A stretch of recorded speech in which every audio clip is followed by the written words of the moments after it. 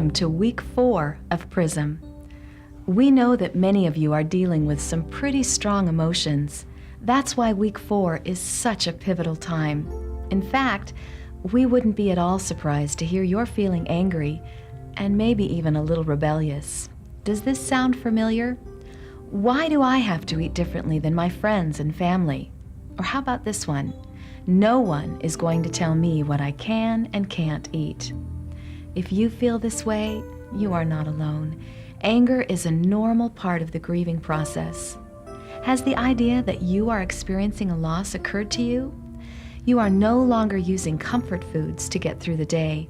It's perfectly normal to grieve your loss. It's perfectly normal to feel anger during the grieving process. But take heart, time does heal. And working through strong emotions such as anger and rebellion is a normal part of the healing process. We will begin our presentation this week with more valuable information from Dr. Tim O'Shea. By the end of this meeting, you will not only be an enzymes expert, but you will begin to take a good hard look at your old habits and attitudes.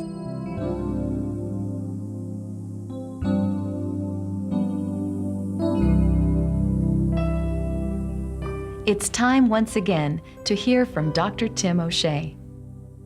When foods are created with no enzymes in it, when foods are created, manufactured, advertised, and sold on shelves with their number one focus being marketing, you buy this, then you have to ask yourself, what is the purpose? What is the purpose of nutrition? Is it to buy food, or is it to nourish my body? Now, I describe us now as we are now the biggie nation. Now, I know you're going to get this right away, because some friends of mine who tell me about fast food restaurants, they say that when you go into a fast food restaurant these days, what happens? You get a giant helping of fries, but what? For another quarter, you get what? Biggie fries, exactly. Or the same thing with a soft drink. You know, it's already way too big, but now it's like even bigger. So we're talking about obesity. Okay, when I was doing research on obesity like 2 years ago, I think the standard figures at that time were 1 in 8 Americans are obese. Now, what's the definition of clinical obesity? It's that you are 30% heavier than your normal weight, okay? Just in December '99, a couple months ago, the CDC just came out with new figures. Did you see this? Now they're saying 1 in 3 Americans is obese. Is that possible? So I question this. So what I did was real clinical research. I went to the mall. And I sat down on this bench and I go, yep, they're right. So no argument for me there. For optimum nutrition, a human being needs 25 grams of protein a day. We eat about 125 grams of protein a day. That's one problem, the biggie nation. We eat on the average of 160 pounds of white sugar per person per year. For many of us, that's our own weight. How much do we need? 0. It's a non-food. We're talking about transhydrogenated fats. Yes, fats, protein, and carbohydrate. Fats that heal, all that. Fat is an extremely important component of our diet. The problem is, in this whole obsession with fat-free this, fat-free that, the only thing that really matters here, in my opinion, is what type of fats are we talking about? Yeah, we really do need real natural fats with the enzymes contained in them. Stuff like avocados, coconuts, things like that, natural fats. What we do not need in any quantity is transhydrogenated fats, rancid fats, such as what is in chips and fries. This is a man-made invention, brand new in our species only for the last 75 or 80 years. Before that, there was no transhydrogenated fats, no trans fatty acids, no fake fats. We need none of these. When you're trying to put a program together, or when you're trying to evaluate a certain diet or a certain book or anything, ask yourself the question, well, are they talking about fats that are digestible? Are they talking about proteins that are digestible? Are they talking about carbohydrates that are digestible? do they have the enzymes still contained within them necessary for their complete breakdown? To paraphrase Bill Gates, it's kind of like a garbage in situation.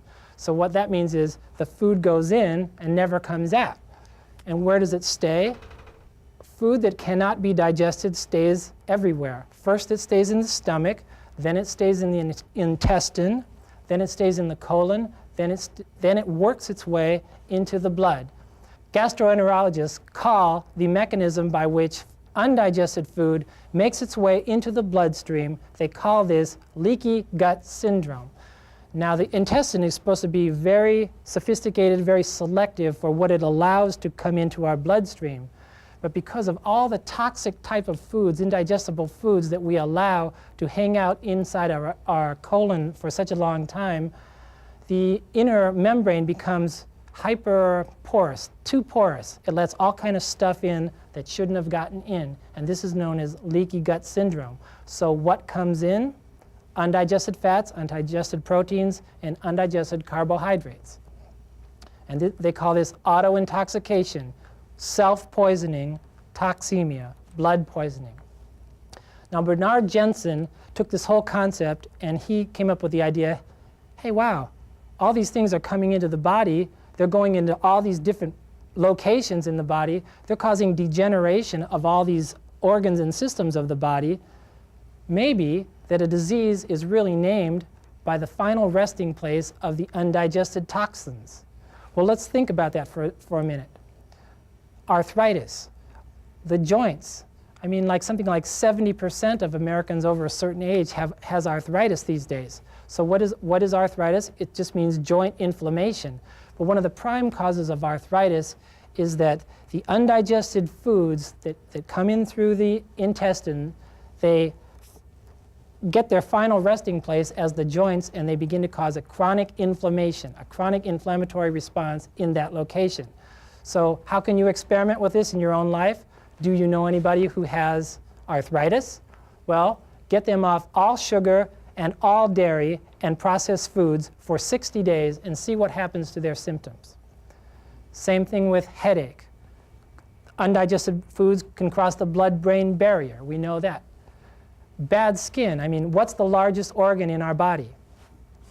The skin. So these people, I mean, it's not just teenagers. It's like people in their 20s and 30s.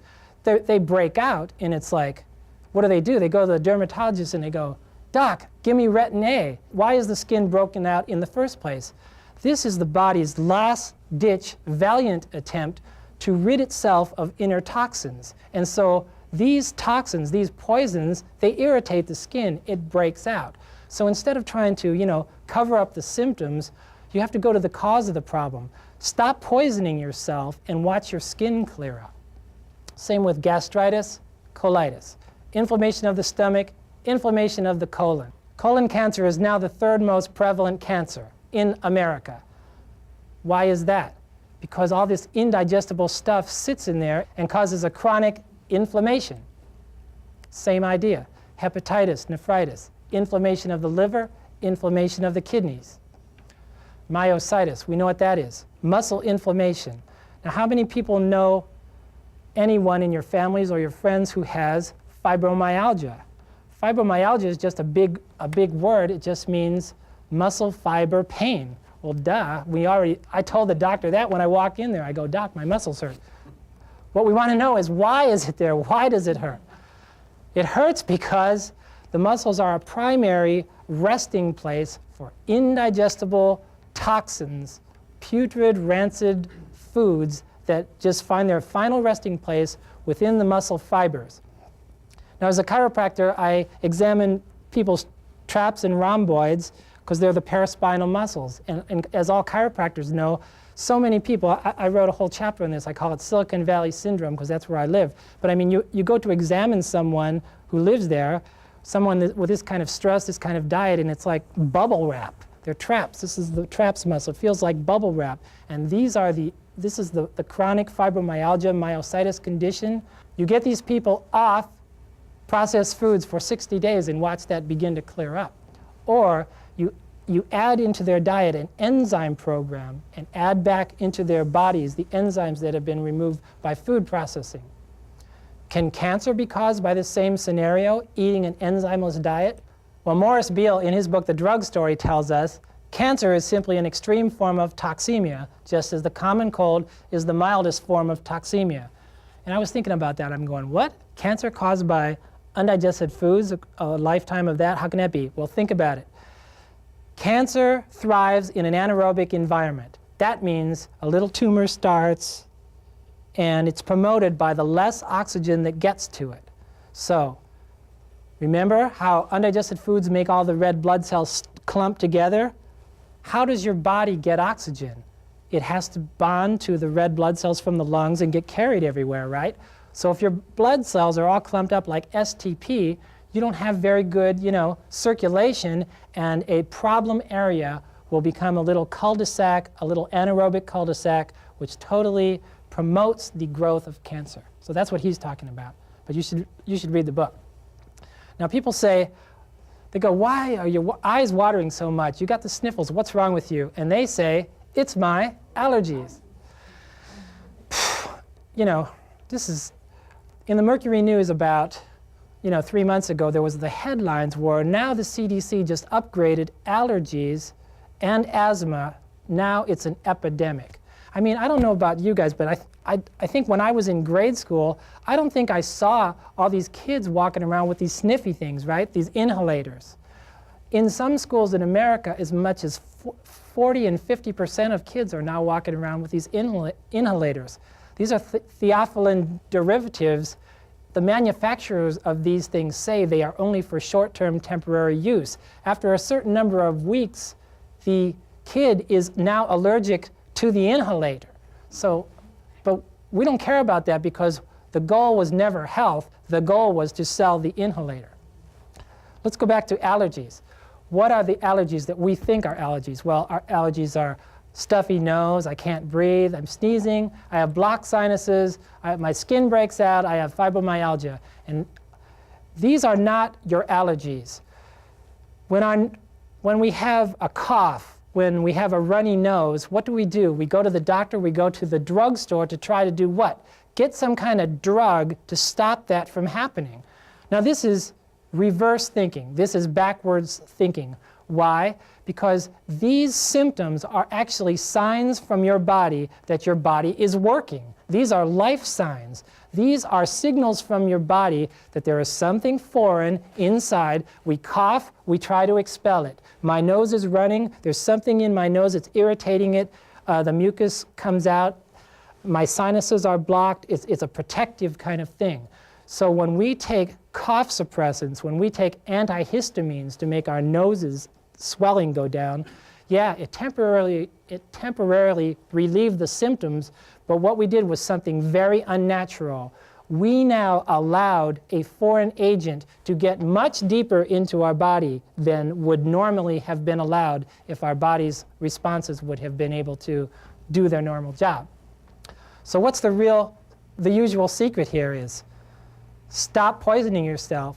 Stop taking things into our bodies which are foreign, which are indigestible foods.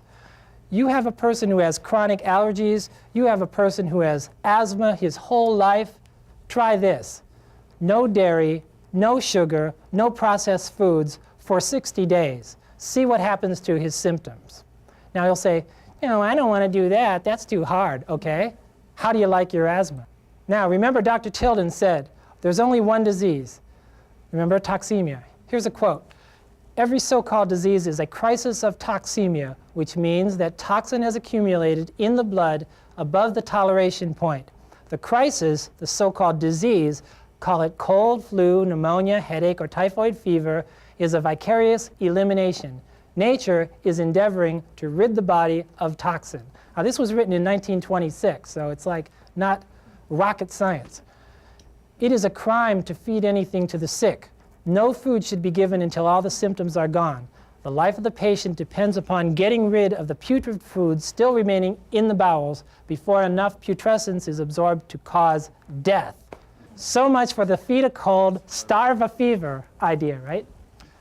Now we think of poisons as like ninja stuff, James Bond stuff. The James Bond guy, he like bites the cyanide capsule, foams in his mouth, and drops over dead. Ninjas like sneak into your house and like poison you. The best poisons have these attributes, in my opinion.